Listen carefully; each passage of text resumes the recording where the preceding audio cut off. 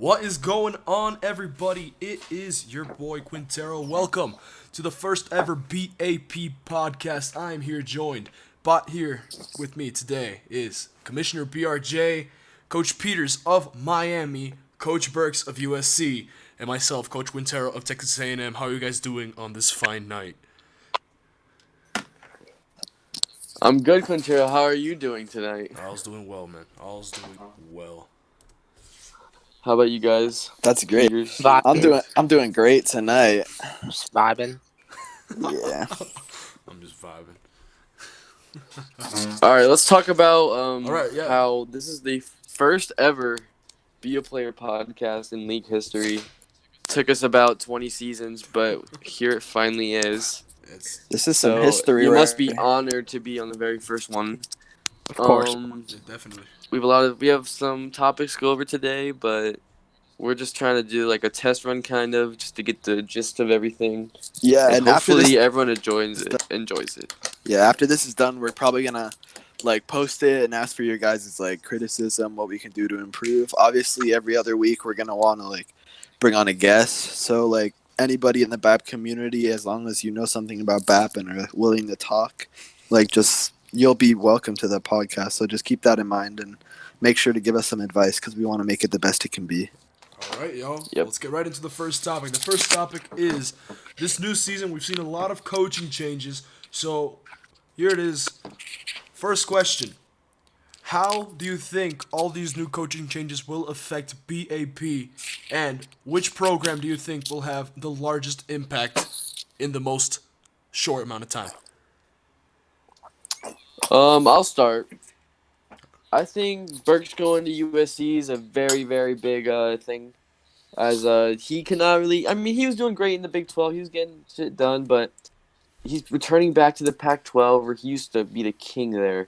I think he will bring USC back on top, and it'll be a playoff team in less than 2 seasons at least.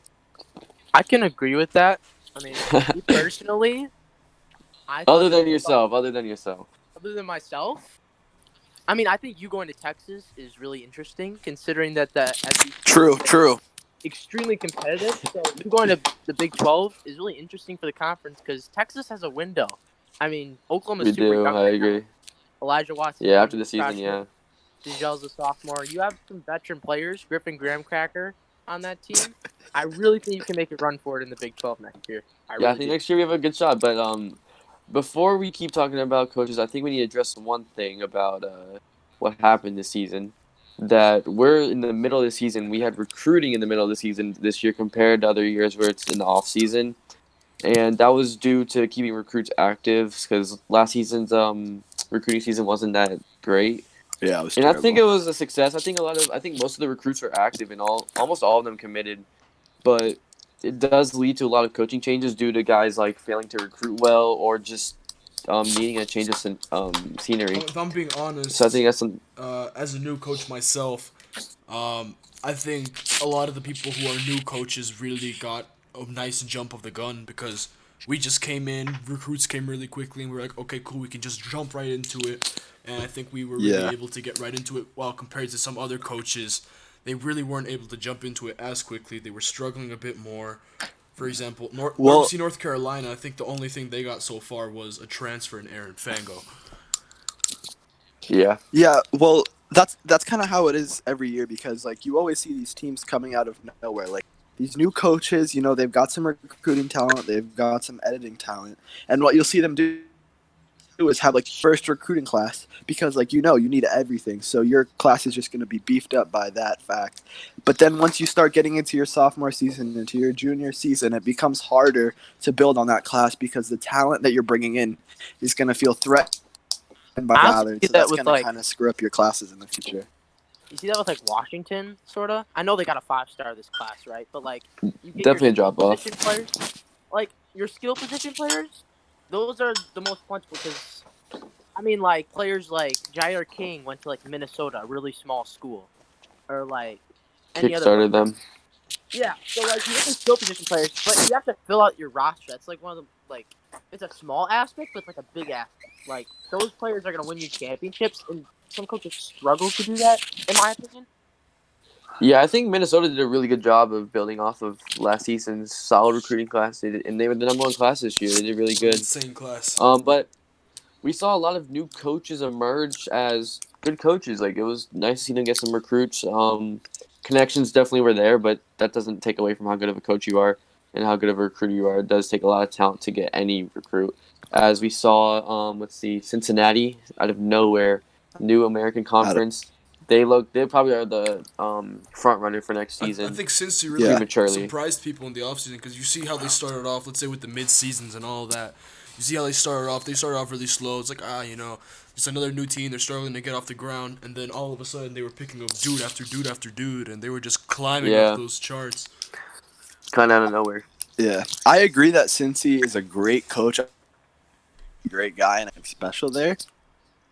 But what I have to say is, in the coming seasons, he's going to be overshadowed by this one guy that I've had my eye on. And I just think he's such a good coach. He's such a good editor, and I think he has what it takes to like get to that next level. And that's BAP USF. Ooh. And I just personally think that he is going to be like such a great coach in the future, and I think he's really loyal to like starting something down in USF because sources have told me that he was offered the Nebraska job and turned it down because he wanted to finish what he started there, and I just really think he's got something brewing down. Yeah, he has some experience in BAP as he's been here before. He's recruited pretty well. He definitely has the chance to be a good coach. He just has to put it all together, make a good team. Yeah. This might come off as a bit of bias. Of course, we're gonna be hearing a lot of that on this class. But my first BAT player, he's currently the running back for USF, and I honestly have to say I have a lot of faith in Malik. He's been. I saw him going after players. If you noticed, he was top 3, top 4 for a lot of dudes. His editing is actually ridiculous, and not only that, he pulls in a really solid transfer, at least for this first season. So maybe for this first season it won't be. Rakeem Rock. Yeah, maybe this first season it won't be as insane record-wise, but I really feel like he's starting to build a solid foundation, and I think next offseason we can see him have a type of offseason that Minnesota had this one. Exactly. Because you got to look at teams like Minnesota, and you could look at Washington too, and UCLA and California. They built a solid first recruiting class, and then you just got that second recruiting class is the most important recruiting class of your career if you want to have a great team. Yes, so true, so true. USF has a chance to do that. Quintero, you definitely are going to be the Kickstarter for that program as you are the spotlight player on the offense. So Yeah. it should be exciting to see how that AAC plays out. They probably won't get too much exposure as like scripted games because there's all new teams and they don't have many players. But some teams Yeah. could move in the rankings, make it a little bit interesting. It'll be super exciting to see how USF Cincinnati plays out, and I think that'll be a pretty good rivalry. Don't sleep on the Knights. Don't sleep on the Knights in Orlando. The UCF Knights are not. They got a couple recruits this offseason. They're not too bad. They do. Let me ask you this: do you think Cincinnati could upset a top team, like a top 10, top 15 team this year? Not yet, but ask me in a season, and I think 100% the answer The is only yes. reason I'd say no right now is because they are all freshmen and a new coach. Takes time to gel, and you need experience in this league to be successful. Look, That's why you see teams like Minnesota and California dropping some games because they just need that Look, experience. I'm up here like that really weird dude the dude with the weird takes and stuff. But I honestly think since he could pull off some upsets this season, maybe not. You never Maybe know. not the ones like where they beat off against Florida or Texas, these huge programs, but I think a team that might seem like they're on the rise. Let's say I think Cincy, if matched up against Minnesota, you can't count them out because yes, Cincinnati is a young team full of freshmen. You also got to keep in mind Minnesota's also an incredibly young team. It's just gonna see who can gel quick and who just gets the better game in that night. That's correct. It really is just a matter of a night. Not to make Mr. Turner mad, but we've seen it already this season with Clemson upsetting Virginia. They're a very young team. And Wake Forest upsetting Miami, another very young team. It's okay, Peters. We don't have to make any noises. So upsets happen all the time. It's part of the game. It's just This man dying. another coach I wanted to talk.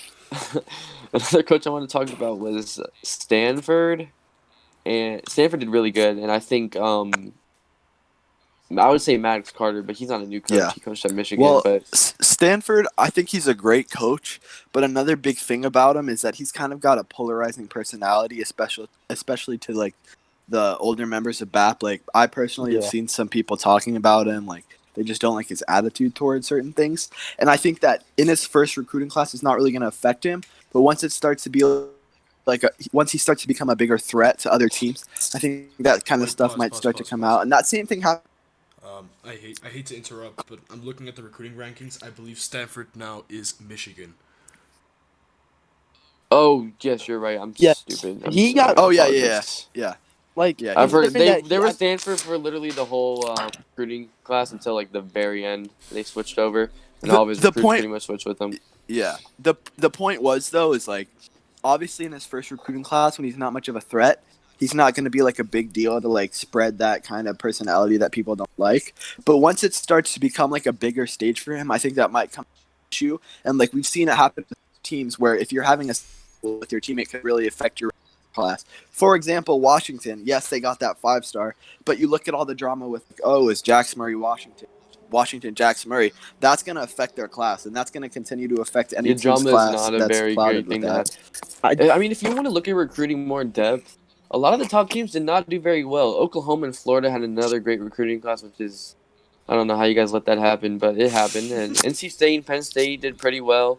LSU, Wisconsin did pretty well. Texas did pretty well. Miami did pretty well. But like teams like Virginia, USC, Northwestern, Arkansas, Clemson, they just didn't. They didn't have a top tier class, and we'll see if it starts to hurt them later in these upcoming I seasons. think we're gonna see one of Cubs' meltdowns, especially considering they only got one recruit this Oh offseason. no, I don't know about that. Cubs They has got a Malik has a Savage really from LSU. I mean, yeah, that's they been did get for a Malik couple Savage. They have a years. really solid team next year and They're this year too. They're a very scary All right. team. They- I think they could beat They it. have a- but they did not have a good recruiting class. I will agree with you, Quintero. They but did did they not need do a really good recruiter? Did they need it though? in the future. It will Yeah, hurt them. that's the thing. When you look at it, like you think like, oh, I that's an think amazing class, but you also have to factor in the fact that he already is such a stacked team. I Like, agree when does it get to you're getting players? It's not going to affect the team. because the So, last like, two recruiting class like, really helped him yeah, with like Cubs could have signed. Because he has a lot of veteran players on the team, but he's a really good stable of young players. no like because RJ listen Watson, he's got Blackman on offense who will be a beast. He already is a beast. He already is a beast. RJ yeah. Watson, Markel Burks, Sasa Walton Callaway, all on defense. He still has a really great D line. Cubs really does have a great team. He knows how to coach, so you got to expect that from him. He has I think 32 total losses, and he's been coaching for over 20 seasons. No, that's pretty crazy. Long run, this poor recruiting class could affect him. Like once it starts getting down to one Yeah, class definitely. with these seniors. But like as for now, I don't Next think year, it's going to maybe? affect the team I at think all. if it Yeah, or continues, this year, definitely. it'll This be a year, bigger definitely. issue. Yeah, obviously. All right. So All right, let's get back into coaching changes. yes, I wanna. Sorry to interrupt. I mean, I wanted to highlight one more team that had a really good offseason, and I think this might be, Oh, okay. along with Minnesota, one of the flashiest off seasons, and at least in my opinion as a recruiter, the emergence that the resurgence Alabama had this off season. Oh, Alabama did great. Top. Yeah, for sure. Top five, Matty Ice, Jalen Hill. top five. Let's see. Me and Peters and I, we put the pressure on Fitzgerald We did. this offseason. We basically told him you got to get some recruits, or we're firing you. He hasn't gotten a recruit in 2-3 seasons, so he kind of He brought wasted the the heat. careers of Jared Fitzgerald, a star defensive end, Jamila Martinez, a star quarterback. He kind of wasted their careers, but he has a really good recruiting class and could be a threat in the SEC next year. Yeah, I mean, you just got to look at the fact that like how rare it is for you to be able to pull off the number one QB recruit and then the number one running back. Yeah, that was pretty Because crazy. when you're looking at that down the line, if you pick up a few solid receivers,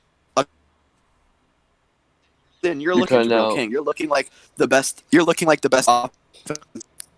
Well, he was put in an advantageous situation, considering he's a big name brand school, and he was like one of the only programs to both need a quarterback and running back. I mean, That definitely helps. Definitely helps. I will give you that. It does help. I mean, they got great player picks, but at the same time, because I can't name one off the top of my head, but I think that there's a lot of schools. For example, Florida is not going to have a QB next year, or not a top. They have Copeland. Copeland was a 5-star. Oh, he was a 5-star. Yeah. I didn't think he was a My 5-star bad. either, but he was. All right, and then okay, before we get into coaching changes, I do wanna give Quintero his spotlight. Texas A&M had the number 4 recruiting class this season. 2 5-stars, a 4-star, and 3 3-stars. Definitely a great jump boost or Kickstarter to get into the SEC West, as there are a lot of tough teams in there, especially Arkansas, Alabama now with that great recruiting class. Not to mention a running back Mississippi transfer. State, Mississippi State could be pretty good. Yeah, and the other running back transfer. So you'll be a good team. Joey Bowden, will he be the quarterback you want him to be? We shall I mean, see. I want to give my 2 cents on Joey. I've Gonna depend on him. Joey seems pretty active. I've talked to him a little He bit. could be the next Pierre Mizell, 3-star grade. Ew, no, thank you. I'll pass. I've talked with Joey. Joey's really active. I can say right now, if it wasn't for Joey for being our first commit, and along with Grizzly for really helping me out this offseason. Yeah, Grizzly. I really have to give both of them props. Sure, I did a good job with recruiting, but not only was Grizzly really helping me out with edits and helping to give that extra win, but just the fact that Joey, as a freshman, as a 3-star in a mid-season recruiting class that most people really kind of overlooked, in my opinion, the fact that he came out here and said, hey, you know what, I'm going to take it by the horns, I'm going to help out as much as I can. I think that's a really good It's sign. definitely a hard thing. Yeah, for sure. It's definitely a hard thing for a recruit to say, hey, I want to go to this new team. I believe in this coach, and I think we can be a good team. Yeah.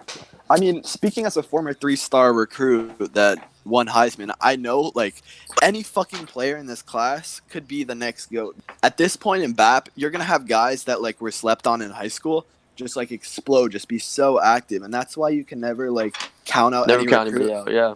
Because you could have Matthew Renfro go inactive tomorrow, the lowest overall recruit, just, like, come out and just be active and like posts and DM people and just because at the end of the no matter what star you were, no matter what work you're gonna. Okay, I wanna interrupt it real quick.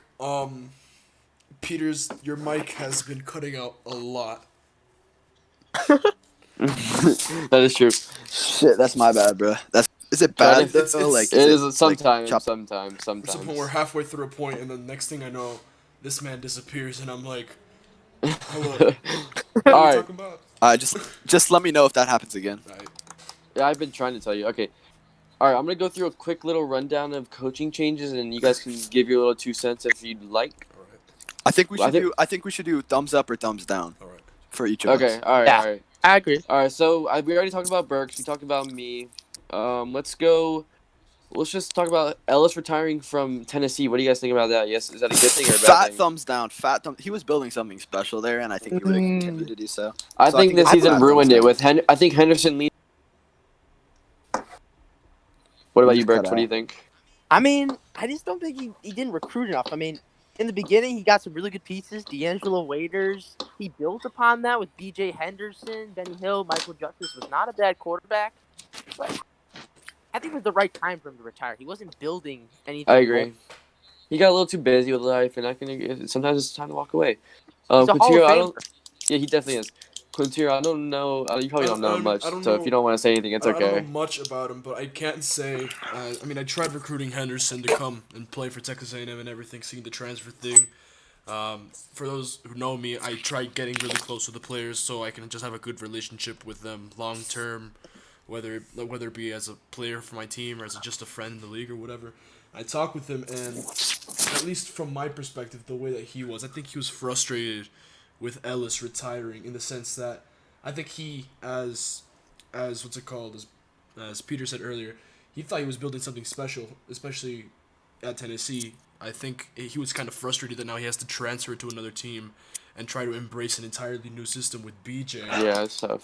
I mean, to be completely honest, what I think is going to happen here, which is what happens with so many coaches, I think he'll be back at like a job in a few seasons, and I think that Hopefully, he'll be able to be able to just like bounce back. And I don't think he'll ever be able to truly compete for national relevancy, but I think he'll be able to solve in the future. Next one, Ohio State.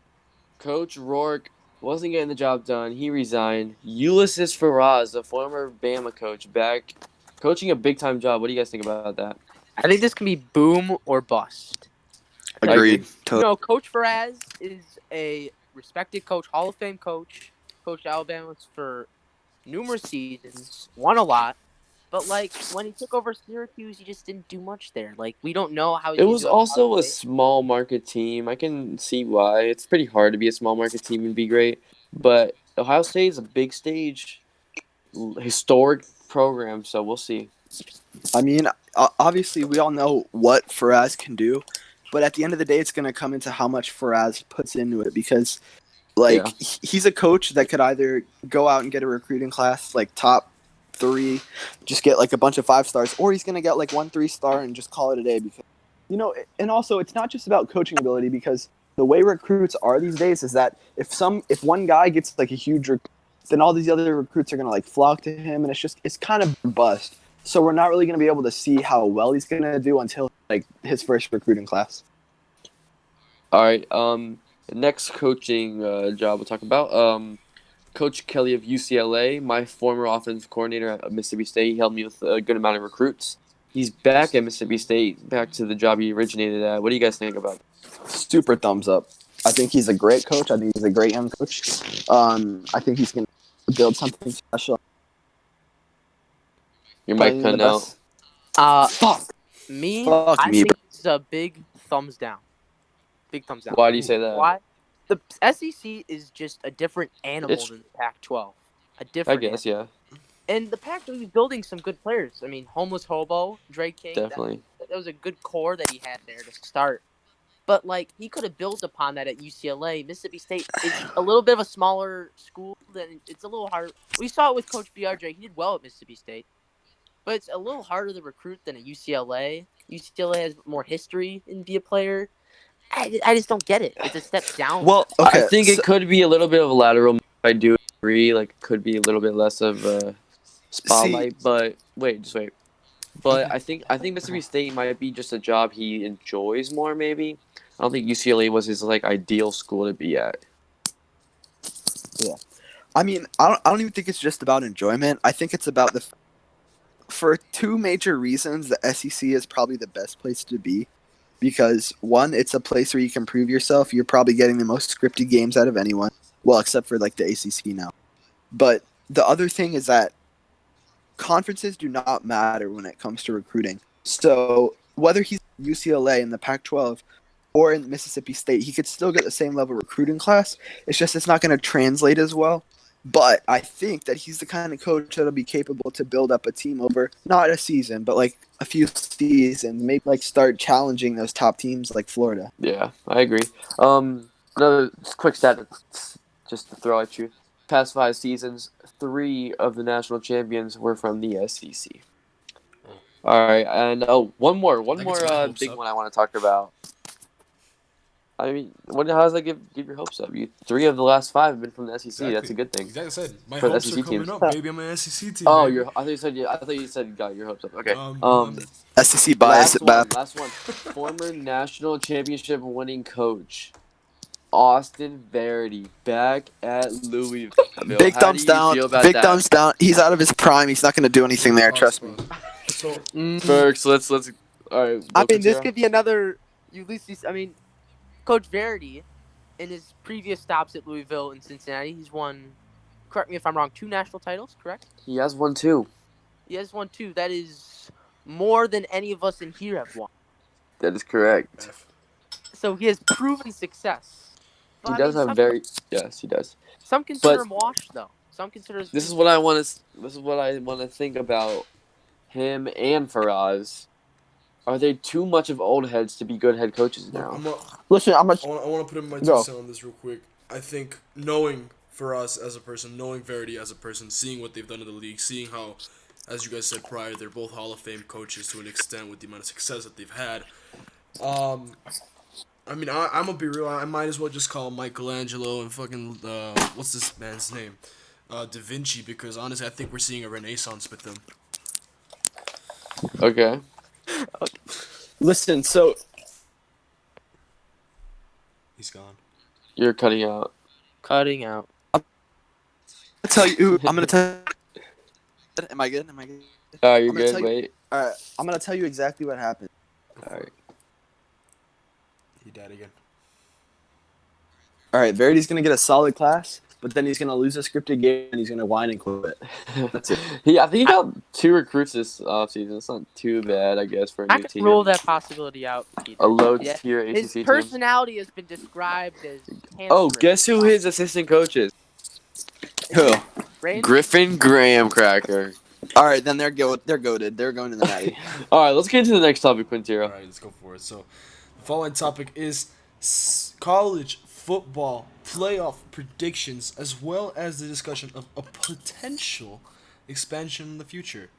So, as most of you listening to this probably know, I'm pretty new to this, so I'm gonna leave the floor to our veterans right here. What are y'all thoughts on the college football playoffs? Let's start with Burks. You want me to start? Go for it. Yeah.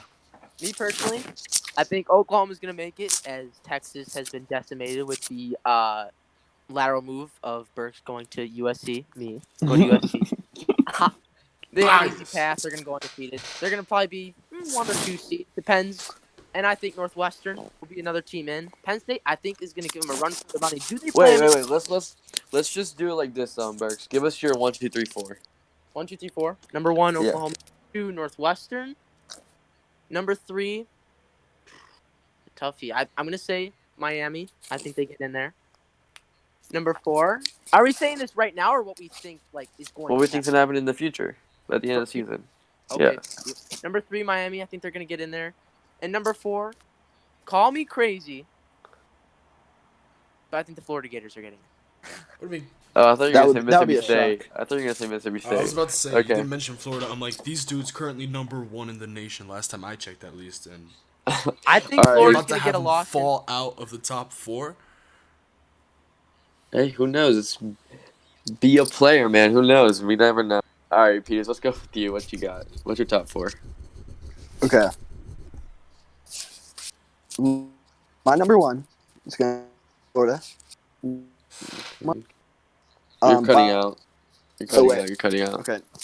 Number 1, Florida. Number 2. All right. I think Arkansas is going to fall right out of top. They made it in the SEC championship. So I'm going to put Miami at 3 and then 4. You're cutting out. State. I'm going to put NC State at 4? You're gonna put 2 SEC teams? 2 Okay. ACC? yes, sir. Okay. Okay, Quintero, what do you think? Well, as I mentioned, I'm not very well knowledgeable in this subject, but It's okay. I mean, just based off of what I've seen, man, Florida seems almost impossible to stop right now. I mean, anything can happen, as most people know. Upset can happen any week. Injuries could potentially happen. I don't even know if that is a thing in BAP, but either way, anything can happen and anything will happen if necessary, especially if it comes down to the benefit of our one and only BRJ. So, honestly, I think Florida's first. I think that one's practically immovable. I have Oklahoma also coming in the second spot, and I think at least in the last playoff ranking post, I think Northwestern and Arkansas flip. That way, Northwestern will be coming in 3rd, and Arkansas will be sitting in that 4th spot. However, if I do have to say a wild card coming in from out of nowhere, based off of what I've seen so far this season, I think we got to keep a little bit of an eye on Clemson to maybe sneak in there somehow. They've been really hot over the past couple weeks in what I've seen, in the sense that maybe they're not the most talented team and probably just really insane because I'm new, potentially. No, you're good. But I think Clemson the last couple weeks have been playing pretty well. And if everything really goes heads up right there, just goes insane for Arkansas towards the end of the season, I think Clemson or Penn State will be one. I think one of those two teams will be the ones to pound if Arkansas has an entire mess go on towards the end. I'm going to be completely honest with you. So 2 things. One, I don't think Arkansas is getting anywhere in the playoffs this year. I think they're just going to get exposed in the SEC championship game by a basically unbeatable game. They still have yet to play Mississippi State. True. Exactly. And then there's the thing about Clemson. Honestly, I don't want to sound biased at all, but I just don't see Clemson beating Miami. This is a Miami team that lost early in the season. They corrected their mistakes. They beat a top Virginia team. And I think that they're becoming a lot more active. And I think that this is their year that they're going to play their hearts out because, this has been a class that's been close together.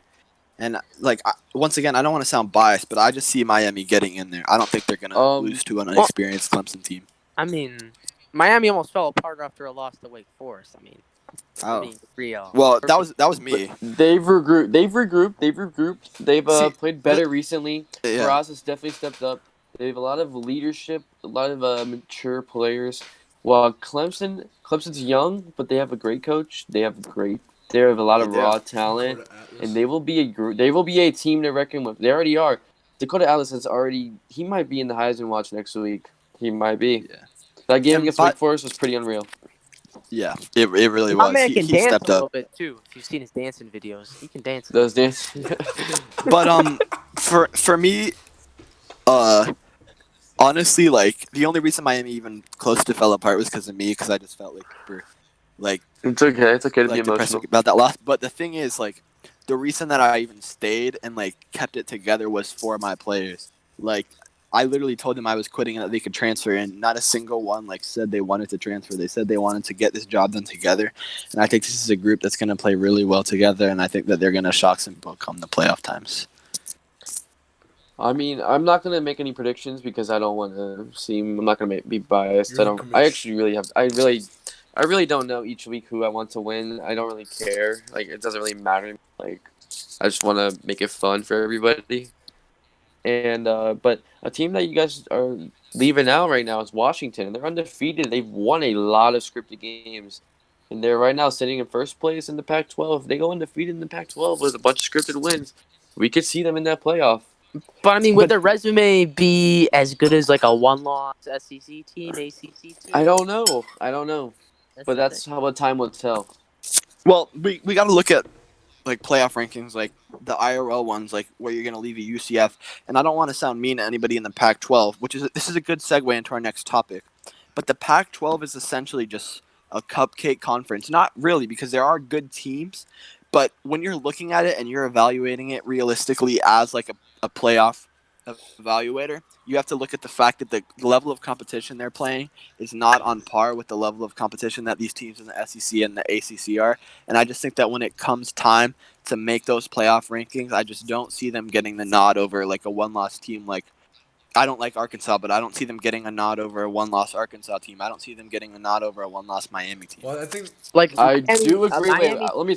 let me talk. I do agree with with your point on the level of play. I do agree the Pac-12 is weak. A lot of new coaches, a lot of new players, but we all know the transitive property does not work in college football. But Washington didn't beat Wake Forest, and Wake Forest beat Miami. So what does that have to say? I mean, So Burks, honestly, you can talk. But let Burks talk. Let Burks yeah, go talk. Burks.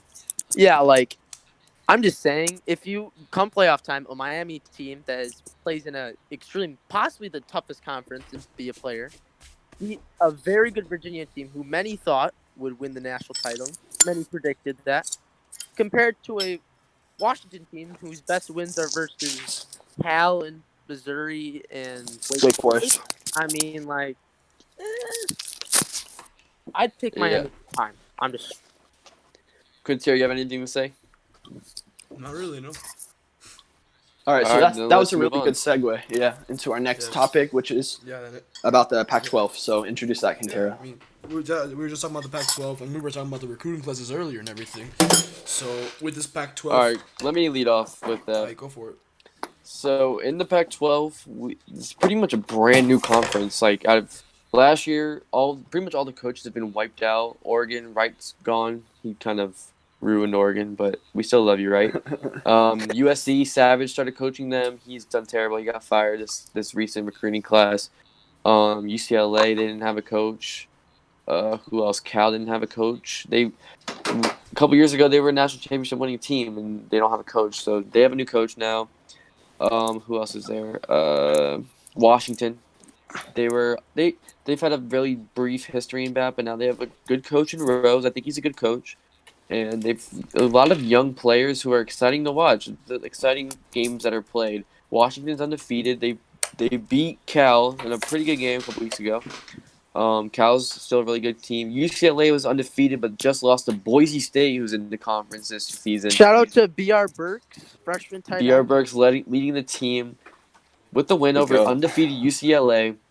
They have Heisman how watch? many? I think they have four currently ranked teams: USC, California, UCLA, and Washington. USC's not that great, but Burks will come in, and I think he'll restore order in the Pac-12. I mean, you just So got to look at the fact that this is probably coaching wise the best conference to be in if you're a young coach that wants to prove yourself, definitely, because you're going to be playing teams that aren't so great that they're unbeatable, but you're also going to be given the opportunity to show that you're like a step above everybody else. So I think what the big thing that's going to come out of this is you're going to see a coach in the next like a few coaches from the Pac-12 in the next few seasons like separate themselves, take a step above the rest. I agree. And I This, mean, this go for next it. recruiting class will be very big in determining which coaches will Precisely. pop out. Yes. And obviously, you gotta take in the fact that the Pac-12 jobs are not that much of a prime real estate aside from like Oregon and USC. So you're gonna see some coaches that maybe are down on their luck in that conference like leave. So you're gonna have some new coaches coming in. And I think it's gonna be a really good cycle and a good starting point for new coaches. Especially what I want to Definitely. implement with BAP coaching carousel is just trying to get some of those new coaches into the Pac-12 so that they're not overshadowed by those teams like the Gators. They're going to get some good scripted games. They're going to get some good opportunities to show that they are a good coach that can compete with the best. Wait, before we keep talking about Pac-12, now that we were talking about Oregon, we forgot to mention how DeAndre Wright, the old Oregon coach, is now at Auburn, and he became the coach of Auburn like the last day of recruiting and picked up like 3 recruits and is going pretty hard for transfers. So good for him. I think he found a place that he likes, and I think he'll be a good SEC West contender soon. I really He's done hope it so before. because I a good agree. Auburn team is fun. Exactly. They've had not a great history, but a pretty good history. They won a national championship. A lot of people forget about that Auburn team, but they won a national championship. So, Wright should be able to get that team pretty good. It shouldn't be too hard to recruit for the Auburn Tigers. And Burks, you want to keep talking about the Pac-12? Keep going. Well, like I agree with Peters when he said there's so many exciting players in that conference. Like David Partreese as a freshman in the Heisman Definitely. Award. I mean, his stats are unreal in some of these scripted games. You got Hollywood Peters on Cal making a Go. name for himself. He's good. He's good. I mean, UCLA had Dre King. He was not as good as Jabril, but he was still good. Still good. And What this about Mr. Jackson Murray, Jackson Murray, he's number one. Washington coach? Oh, no, the never Washington mind. receiver? Yes, the Washington. Okay. Him and you got Drake Brown, the new transfer from Michigan. Very good option. Oh yeah, Number their one. offense is pretty crazy. AJ Mahoney's still really good too. Yes, Yeah, sir. I like Mahoney. I think he's a good guy. I think he'd be good. I I think think he could be a Mahoney's good the coach. forgotten guy in that off. He's really good. Yeah. Yeah, but like the Pac-12, I honestly think I know I'm a little biased here, but USC is a little more experienced. They got some players, Oh, and definitely next season it Yeah. should next be season good. it's gonna be a little more interesting. That's All But right. all. So, I think Washington will be able to compete with you next year. I It think they'll have a depends. oh, for chance sure. I think because Cal can too. you I don't think have Cal Nas for sure. Panda. Nas Panda staying in Texas, so I that'll have be Roman big. Perez. I have Roman But Perez. he's a freshman, so we'll see. That's We'll not see. I Nas We'll see. Panda. I'm going to be Okay, honest with you. I think Washington can contend, contend for the next and I couple think Cal can years. contend. But who do okay, they have so on defense? let's really That's quick true. before we move into the next topic. Let's pick our guys who we think are going to dominate the Pac-12 in the coming seasons. Let's pick 3. Wait. Okay, go ahead. I got USC, Washington, and Cal taking a step above everybody Oh, else. okay. Well, I'm gonna be real with y'all real quick. In my opinion, Cal can take that next step. Washington can take that next step, and then Partreese can take a next step. Like that man, he's the Oh. quarterback of Washington, but that man, Oh. I think he's gonna make this conference known, because as we head into our next topic, which is the Heisman race and everything, as you guys mentioned earlier, Partreese is in the Heisman race. He's only a freshman. This kid has been absolutely insane. He's lighting up the NCAA. And so here we are. We're gonna talk about the Heisman race now. And how do y'all feel? So, Wait. Let's let Burks Hey, talk about his all right, Pac-12, and I want to talk all too. right, all right. okay. I see. I know I got dissed there a little bit, but It's okay. You good? You good? We got Cal. I think they take a step up. Their coaching staff is pretty deep. They got some coaches Yeah. there. They I They do. do. They got Coach Barnett. They got Coach Damon Ryder, and they got Some other guy. Yeah, I he's don't good know his though. name. He's good though. I like what they're doing down there. I think USC. I think we can take a next step, personally.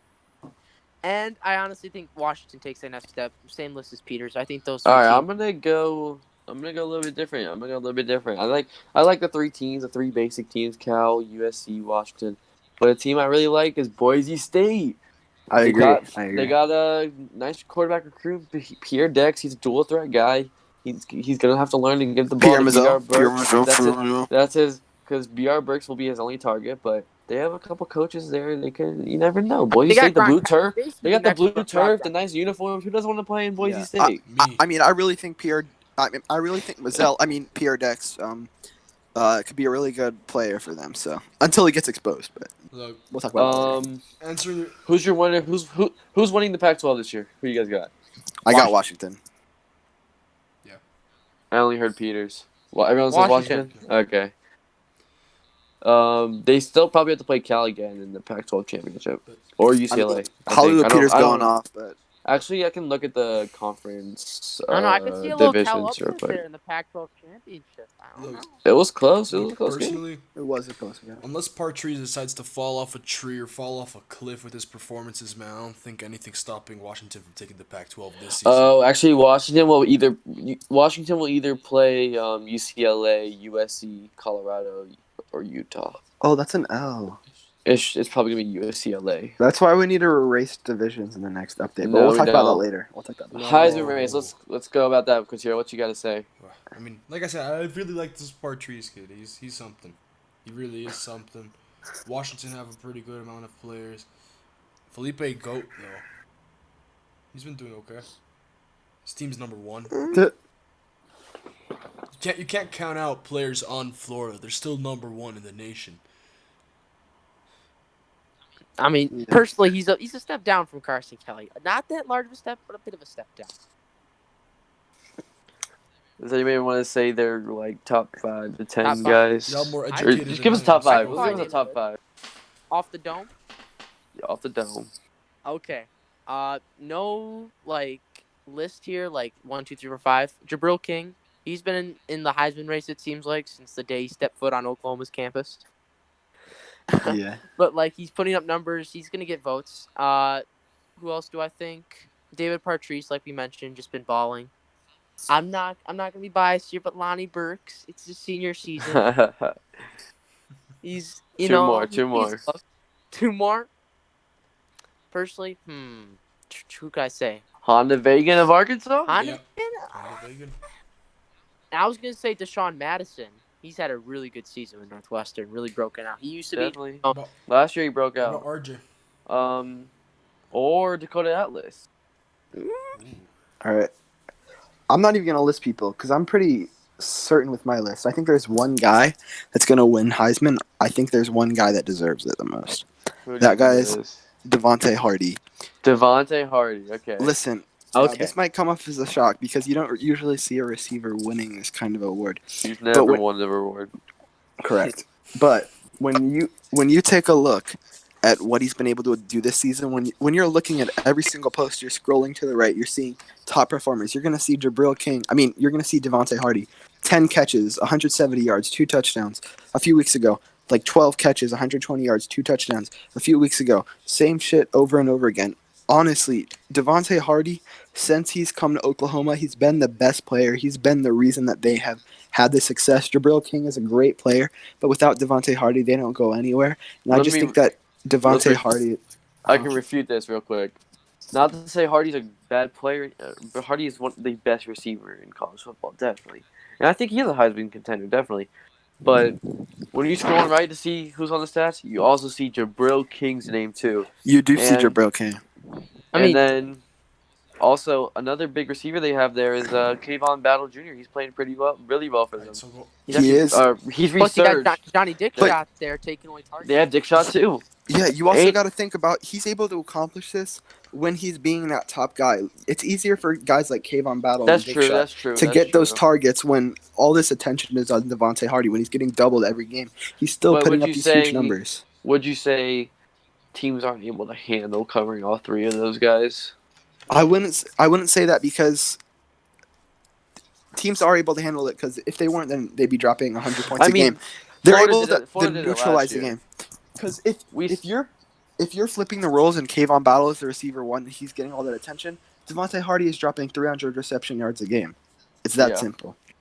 Well, I mean, But we I s- think Devontae Hardy had his chances last year. That's why I think it comes down to. He had his We chances. saw it. We saw what Florida did last season in the playoff. They held Hardy down. They basically made it so that Jabril King had to win the game for Oklahoma, and Jabril King did not win the game for Oklahoma. Florida won the game 30-20. They held him to only 6 points at halftime. So I mean, I don't know. That offense might get exposed in the playoff, but you never really know. The Heisman Award is traditionally a quarterback won award, although it really hasn't been like too crazily dominant of quarterbacks. Only 13 of the past 20 have been quarterbacks with one Only. middle linebacker and 6 running Only. backs. Only. That's really isn't even that much if you think of like in real life history. I mean, I Yeah. guess a lot of running backs do win, but I the mean- proportions aren't too bad. Like, I there's only been like what 2 in the past decade? Yeah. Mark Ingram? Probably Peters, Faraz, and Hughes. I mean, I just think that we have never seen a receiver like Hardy and BAP. We've never. And I think what he's Uh, doing is just no. Like you can say like Nick Knight, Jabari everybody, all Castillo. I mean, They all Jabari these say- top Castillo and receivers. Isaiah Dakula. I mean, It's But- sort of the same situation there, I would say. when you're But- looking at Hardy, I for me agree, personally I at least, agree. you're thinking best receiver of all time. And I Yeah. think that this is his year that he's shown that he's so far above everybody else. He's Yeah. so far above everybody else that can guard him. I just think that this is his year to show that he's worthy of the Heisman, and I think he's going to do that, and I think he's going to take it home.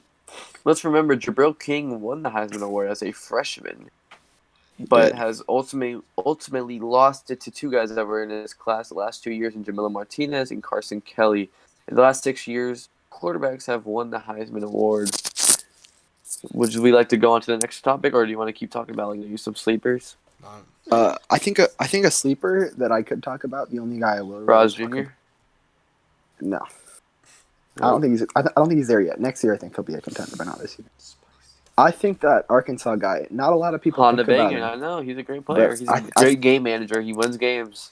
I think he could, especially if I don't think this will happen, but if Arkansas makes some noise come the SEC championship, come You never closer know, to the man. They have a postseason, good team. They have I a could good see team. him happening. I could see him doing something, and if that does happen, then I think he could challenge Devontae Hardy for that trophy. Honda Vigan's challenge. It'll be interesting to watch. Honda Vigan's challenge personally is just going to come down to does Arkansas collapse towards the end of the season or not? Yeah, they Yeah, have 2 really big precisely. games, or one at the Mississippi most. Mississippi State will be a big one. If they win that, they'll have to face the Gators in the SEC championship. So that'd be You also big. have to think about how they're playing their toughest games so close together. They're going to be super worn out by the time they play this super I tough don't Gator think that is a squad. big thing, but I mean, I think Mississippi State, if they win that game, that definitely prepares them for Florida. Gives them their biggest test of the season. That's true. this is their chance. I mean, how many times have they lost to Florida? Once or twice, correct? Last few seasons. Did they make it last year? I Wait, believe hold up. I'm looking at it right now. No, they lost to Miami They week have- one. regular They season. we lost to Florida last season, SEC championship. They lost 31-20. And let's think about it. honestly think- Oklahoma lost to Florida 30-20. Arkansas, they've played some good teams in the past. I'm pretty sure they played Oklahoma a couple years ago, maybe. They played Texas in the Cotton Bowl last year. What else? They played Utah, which was a solid team. They played Miss State the past 3 years. They've won a couple of those games. So it should be interesting to see how Arkansas does in the upcoming weeks. And I think that's a good place to move on to our next topic, Agree. which is going to be discussion over future ideas related to a possible BAP update. Peters, would you like to introduce that? Yeah, I think I should because, So recently, and then none of this is official, none of this is confirmed or anything. It's just in the works. Recently, me and BRJ have been discussing, and not anytime soon, but sometime in the future season, another BAP reset similar to what happened with what we're calling Era 1 to Era 2.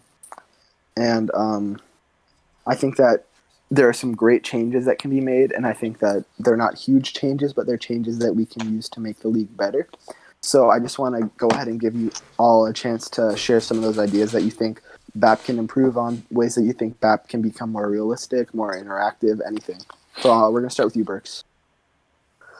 I find that interesting, considering that we just had like this reset like a few months ago. I mean, like, I can see it working, making it more realistic. How do you propose like doing that?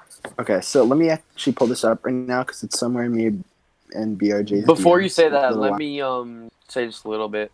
Okay, go for If it. we were to do, because we'll just call this the second BAP era reset after about 16 seasons. So what would happen basically? We'd have the simulation, the 4 season simulation like we did before, but I think I want to do it at a later date. So we're definitely not doing it like really soon. Like maybe Yeah, it's like in the this summer, it's in the maybe in the future. summer. Like it could be a pretty while, but Yeah, but we just want to start planning we for don't it want to so that rush it. We don't want to yeah, rush it. We want to make sure we perfect it. We execute it right.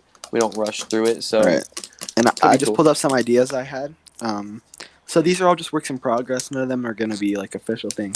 So I'll just read them out. So one of the ideas, the first idea was we should minimize conferences or coaching availability so that there's no more deadbeat teams and it's going to be super competitive. A lot more like games are going to be a lot closer. I think it's going to be a lot more realistic towards what real life football is, and I think that's going to be a good thing for BAP.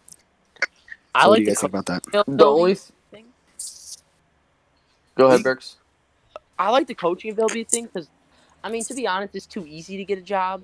Like me personally, I can just like I just leapt to like a school without like any like loopholes to jump through. I think it's a good idea to have like a more formal process to get a job. If it's like jump, I think there should be more consequences if a coach leaves for their job. Agreed. And I'm You're not one to be saying, like, talking. You're one I to be understand talking. that. I'm saying that like there's no like consequence really Yeah. for me. Like most of my team just followed me. We just have to sit out a year. I can handle that. Next year we're just gonna be better. But like I I'm mean, not we sure definitely strictened up the rules a little bit a because little bit. you used to be able to do it where you could play the whole season out. You would quit your job, go to a new job, and all your players would just come with you. That's what Colby did with NC State and Georgia. So we This did change that a conference little thing, bit. I It does love Right. this ruin your conference. season. So, It does. but I Next, wait just one second. I don't like. I yeah, don't. I'm probably not. I'm not going to be the fan of condensing conferences Yeah. because that's more of like a storyline type of thing. I'm not really. I wasn't really a fan of what storyline did with that. I like having the ability not to Like play a rivalry. user team every single week because yeah, true. playing a user it can make a really good team be 7-5 and it's just like I don't know. I don't. I know playing bad teams aren't the most fun in the world, but as the league keeps getting bigger and bigger, that will decrease. Yeah, I agree. So okay, so the next one is gonna have to do with recruiting and possible recruiting changes, and obviously, nobody freak out about this. This is just like ideas that we're just like taking off the Just top like of our a heads. So I said I think we should create a recruiting guideline and make it more restricted. So you have to be more strategic in what you're doing. Maybe a limit on scholarships offered, or like a detailed outline of what visits must include and stuff like that. So what do you guys think about that? I mess with that. Because there's just a lot of shady things that going on with recruiting. I think having like a strict policy and guideline would really benefit recruiting for the future. Just make the league better as a whole. Mm-hmm. we just have to find a way to regulate it, a way so that people can't go behind under the table and recruit people that we don't. You know what I mean? It's just Yeah. I think there's a way you can do it, but we just got to figure it all out. And A big thing about this thing though was a possible limit on scholarships and a possible variation of scholarship numbers depending on the type of school you are. Like maybe we separate schools into different star levels. So if you're a higher star, you're going to have a higher amount of scholarships to I think offer, that makes and it harder obviously for new that guys. make it I know, harder. but no, It but would make it no. super hard. I don't think that's what. I don't think it doesn't make it harder. Like for example, guys like you guys with legacies. Let's say you guys have all these. You guys have these insanely prestigious programs and all of that. You know what I mean? Y'all are at USC. Y'all are at Miami. Y'all are at all these places. Texas. You see Florida. You see Cubs now with Northwestern with all he's done Northwestern. You guys are gonna have some insane prestige to get players across, and I think one of the things that BAP has been able to offer, at least to us, the newer teams or anything, is that possibility to potentially, like, have the same amount of opportunities to go up. And even though I actually Yeah. do like the scholarship idea, I think we should have a set in stone amount of scholarships for every single team. Like everyone I has the same completely amount agree. instead of having it divide between the Yeah. prestige levels. I completely agree. I think maybe it should vary a little, like maybe like 2 or 3. But I think the main point, it's not about like varying through prestige. The main point of scholarships is I think it adds a lot more strategy to recruiting because you can't just like DM every other player high and just like beg them to come to your school. I agree. Now you have to like plan out a board. You have to plan out what you're going to do. You have to decide where you're going to put your Look, resources. And I think that could be a great addition with I wish I could recruiting. show you guys right now. I used Photoshop a ton for edits to make players and stuff, and you can ask some of the dudes. I was going in strategically at first. I was asking certain dudes like, "Hey man, look, I want to do this interview. If it all goes well, I hit you up with that scholarship." I made a scholarship edit and everything, And at first, it wasn't really working out at all, and I was like, "Ah shit, you know what? Screw. I'm gonna just start pitching. Like not even mention a scholarship. I'm gonna just start pitching, and that started working. So I think it not only will it offer more of a strategic approach for coaches, but I think it'll also offer players like to take this a bit more seriously instead of like, oh yeah, he seems cool, and then like they go with that. No, it's like they're like, oh, I mean, like, they're offering me a scholarship, let's take this seriously because I'm only gonna get a limited Yeah. amount for it. I do like what you did there, Quintero, because like as a recruit this previous cycle, some of the pitches kind of got boring, repetitive. I like schools that are doing more unique things. I think uniqueness would be brought out with this new recruiting policy, like what you do. I think that would just be beneficial. Quintero brought a whole new thing to recruiting with the voice chats. A lot of people started not a lot of people, but a couple people started to do that after seeing Quintero start to do it. I think people are starting to catch on a little bit, and it could be a new big way of recruiting and be a I player. agree. That's the thing, though. When you're limiting it to the fact, like to making it more strategic, then that's going to make you as a coach create these new methods and make it just more fun for probably you and probably for the player. And I think that's a good thing that BAP could do for its updated recruiting. Yeah, definitely. All right. So another thing was me and BRJ have been discussing a prestige system and a star system. And this isn't really for scholarships. This is mainly for coaching jobs and who we're going to allow to have coaching jobs. Okay. So I just want to know what you guys think about like coaches having a certain level of prestige and that prestige opening up certain job opportunities. So what do you guys think about that? Well, okay. So to start off, I think that's actually pretty wonderful because I think it adds more of a realism to it. New guys, you got started at a lower program, you got to prove yourself. You got to say, hey, you know what? I got to put in this work to start off, prove that I'm active, prove that I can put in the hours and not be just given, oh, here's Ohio State because they were free and now you have all these great player models and everything. No. Like now I think that would be really interesting. And at the same time, like even though I don't like giving top dudes advantages and stuff, I think that would jump back to a realism where it's like, let's say you guys all want to do a lateral move, like BRJ's like, oh well, I have all this prestige from prior, all this experience from prior. I think jumping to Texas would make sense. And it's like I think most people would agree with that. But then you have like me, it's like, oh yeah, let me have Texas right away. It's like, who the hell are you, dude? Like you haven't even coached this season yet. Like I think those type of jumps, I don't think like if we shouldn't be giving new guys. I mean, maybe on occasion, you see those in real college football and stuff. You see some teams take a flyer on some dude or not. So I think like once in a while, maybe getting one of those lower prestige dudes into a top job real quick.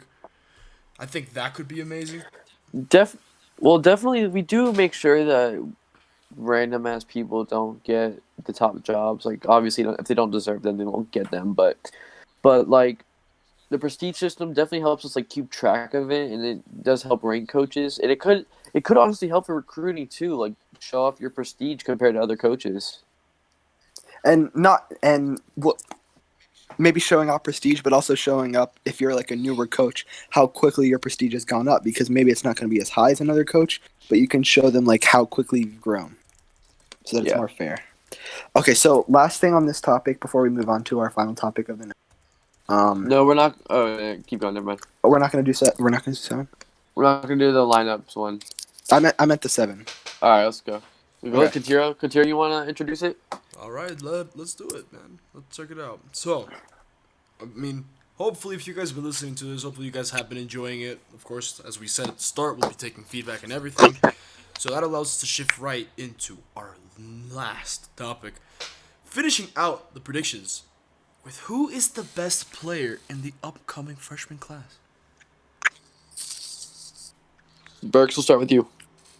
You want me to start? Actually, I wanna Yeah. add a little Alright. bit of a twist to it. Not who's the best one, because everyone's gonna be like, oh yeah, Most this is the top guy. surprising. No, I'm saying, let's do this. Instead of best player in this incoming freshman class, who do you think is going to have the largest influence on their team?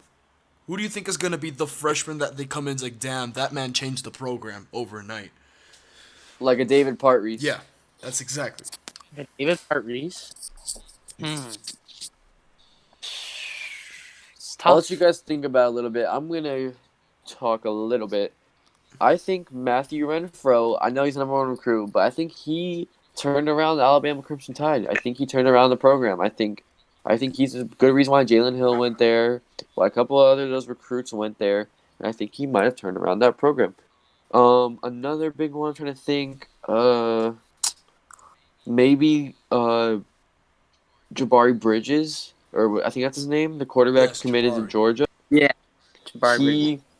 He could help turn around that Georgia team. They got 5-star Ringo Maximus at running back. That was a really good pickup.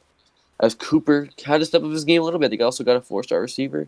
Maybe Pierre Dex at Boise State. Like we said earlier, he's got a chance to be a star in the Pac-12, just like David Part-Reese. All right. You never I know. want to say something. It might come off a little biased because I do want to talk about my Aggies, my babies.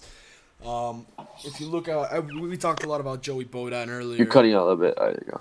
Yeah, I was talking. You're cutting out a little bit. Yeah, I was talking really softly. That was more of that. But what's it called? I've talked a lot about Joey Bodan earlier, and I really think, based off of his activity and everything, he could definitely have a huge impact. But I think playing wise, at least for this first season, on a really young team, as a freshman, I think one of the two 5-stars, whether it be Benepez or Ahmad Hughes, I think it's the first time we're not mentioning quarterbacks so far. I think they might have one.